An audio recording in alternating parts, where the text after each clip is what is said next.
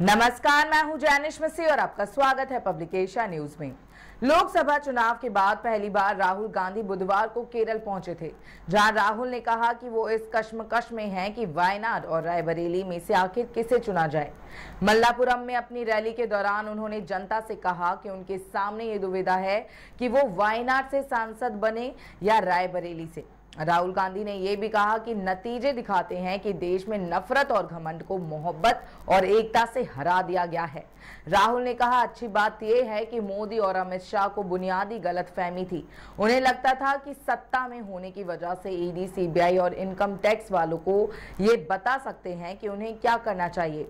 केरल के लोगों, उत्तर प्रदेश के लोगों और सभी राज्य के लोगों ने दिखा दिया कि बीजेपी ये नहीं बता सकती कि उन्हें क्या करना चाहिए। लोगों ने ये भी संदेश दिया कि संविधान हमारी पसंद है, इसके साथ छेड़छाड़ मत करो।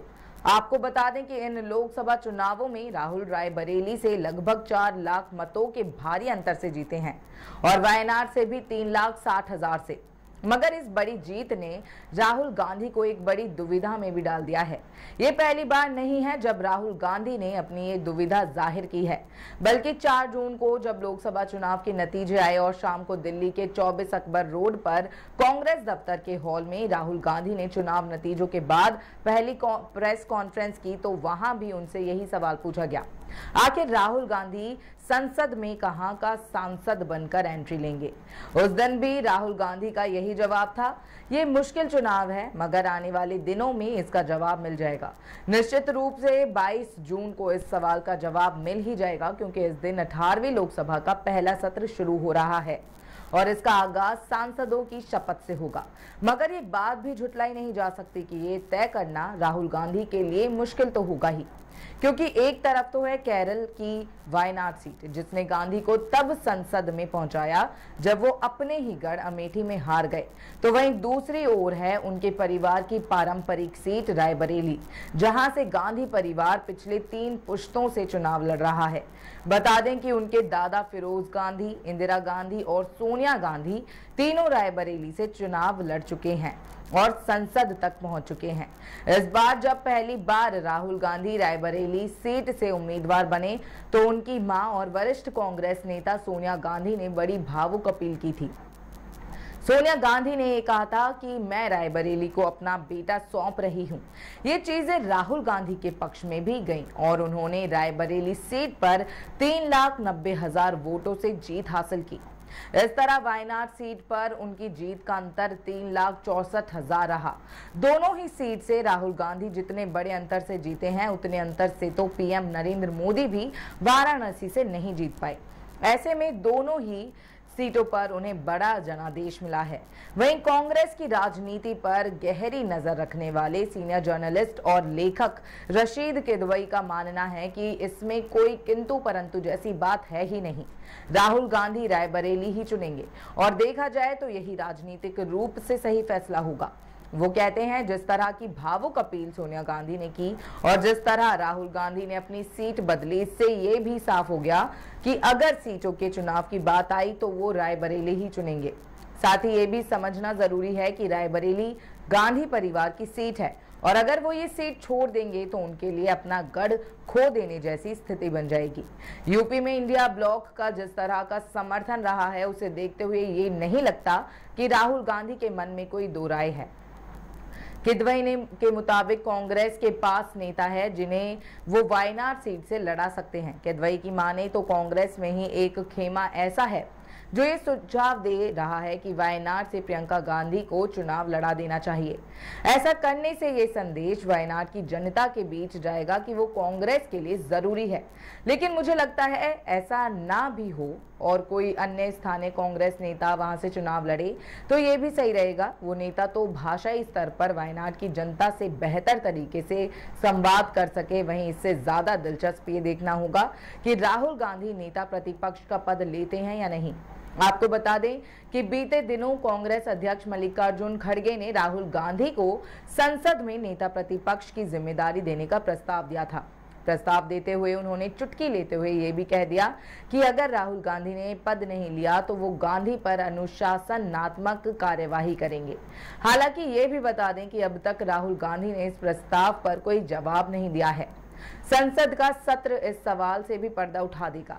किदवई ने कहा, नेता प्रतिपक्ष शैडो प्राइम मिनिस्टर होता है। पूरे विपक्ष का न सिर्फ वो नेतृत्व करता है बल्कि कई जरूरी नियुक्तियों में पीएम के साथ बैठता है। जिस तरह का चुनाव कैंपेन हमने पीएम मोदी और राहुल गांधी के बीच देखा है, इसमें कोई दो राय ही नहीं है कि दोनों एक दूसरे पर तीखी बयानबाजी करते रहते हैं। ऐसे में पीएम के साथ बैठकर फैसले ले पाना और काम चलाऊ रिश्ते कायम कर पाना राहुल गांधी के लिए चुनौती होगी। लेकिन अगर वो खुद को एक परिपक्व नेता के तौर पर और मजबूत करना चाहते हैं तो उन्हें ये करना ही होगा। किदवई ये भी मानते हैं कि राहुल गांधी को किसी भी सूरत में नेता प्रतिपक्ष का पद लेने से इनकार नहीं करना चाहिए, क्योंकि इससे उनकी नेतृत्व करने की छवि को धक्का लग सकता है। वहीं आपको बता दें कि गांधी परिवार का रायबरेली सीट से एक बेहद ही खास और नजदीक रिश्ता रहा है।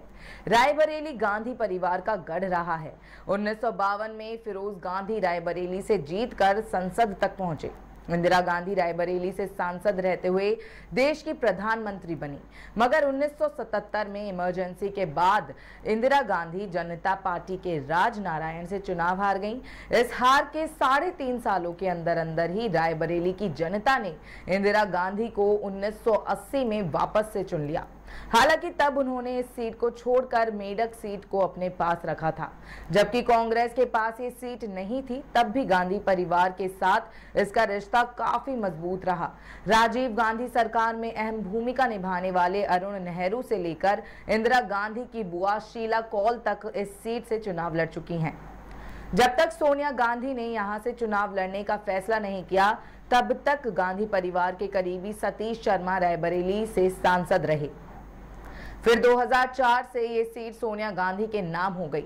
वहीं अब 2024 में ये सीट राहुल गांधी को मिली है, वो भी इतने भारी वोटों के अंदर से। ये भी जान लीजिए कि जब साल 2019 में राहुल गांधी ने केरल की वायनाड सीट से पर्चा भरा था, तो कई राजनीति के जानकारों का मानना था कि उस वक्त भी संभवतः उन्हें वायनाड और अपनी पुरानी सीट अमेठी में से एक को चुनना पड़ेगा। मगर उस चुनाव में राहुल गांधी के हाथ ये मौका नहीं मिला। उन्हें उनके गढ़ में बीजेपी नेता स्मृति ईरानी ने हरा दिया था, मगर इस साल 2024 में स्मृति ईरानी का अमेठी सीट से पत्ता कट गया, जो इस साल 2024 के चुनावों में हुई हाई प्रोफाइल हार में से एक है। लेकिन देखा जाए तो अब राहुल गांधी के लिए मामला थोड़ा सा अलग है। इस बार उन्हें एक सीट छोड़नी है और यह तय करना है कि वो किस सीट का सांसद कहलाना चाहते हैं। मगर ये जान भी लीजिए कि बेहद जरूरी है कि आखिर वायनाड राहुल गांधी के लिए क्यों जरूरी है। तो आइए इसके बारे में भी आपको बताते हैं। तो राहुल गांधी के लिए वायनाड ही क्यों चुना गया, उसकी एक वजह ये भी है कि केरल की वायनाड सीट कांग्रेस का मजबूत गढ़ रहा है। इस सीट से 2009 से 2019 तक कांग्रेस नेता एमआई शनावास पिछले 2 बार से चुनाव जीते थे। राहुल गांधी के इस सीट पर एंट्री के पीछे पार्टी के आंतरिक अनबन की बात की जाती थी। माना जाता है कि साल 2019 में इस सीट को राहुल गांधी के लिए चुनने के पीछे की एक वजह पार्टी की भीतरी खटपट को खत्म करना था। आपको बता दें कि केरल कांग्रेस के 2 बड़े नेता रमेश चेन्निथल्ला और ओमान चांडी के बीच वायनाड सीट को लेकर मतभेद था। ये तय करने में दुविधा हो रही थी कि वायनाड सीट से कौन उम्मीदवार हो, तो इसका हल निकालने के लिए राहुल गांधी को मैदान में उतारा गया। कांग्रेस के वरिष्ठ नेताओं के मुताबिक केरल में चुनाव लड़ने के पीछे एक और संदेश छुपा है। कांग्रेस कोशिश कर रही थी कि वो अपनी प्रधानता पूरे देश में स्थापित कर सके, जिसका फायदा भी कांग्रेस को इस चुनाव में हुआ है। बता दें कि राज्य की 20 सीटों में से 14 सीटें कांग्रेस को मिली हैं। यहाँ लेफ्ट कांग्रेस के आसपास भी नहीं भटकता नजर आया। केरल एक अकेला ऐसा दक्षिण राज्य है जहां कांग्रेस सबसे बड़ी पार्टी बनकर उभरी है और दहाई में सीटें जीत सकी है। ऐसे में वायनाड को छोड़ते वक्त पार्टी को ये सुनिश्चित करना होगा कि इसका कोई भी नेगेटिव मैसेज केरल और वायनाड की जनता को ना जाए और राहुल गांधी वहां के लोगों के लिए सिर्फ अवसरवादी राजनेता की छवि ना दिखा पाए। खैर, आपके विचार से राहुल गांधी कौन सी सीट छोड़ सकते हैं और किस सीट से संसद तक जा सकते हैं, हमें कमेंट सेक्शन में जरूर बताएं और जुड़े रहें पब्लिकेशन न्यूज के साथ। धन्यवाद।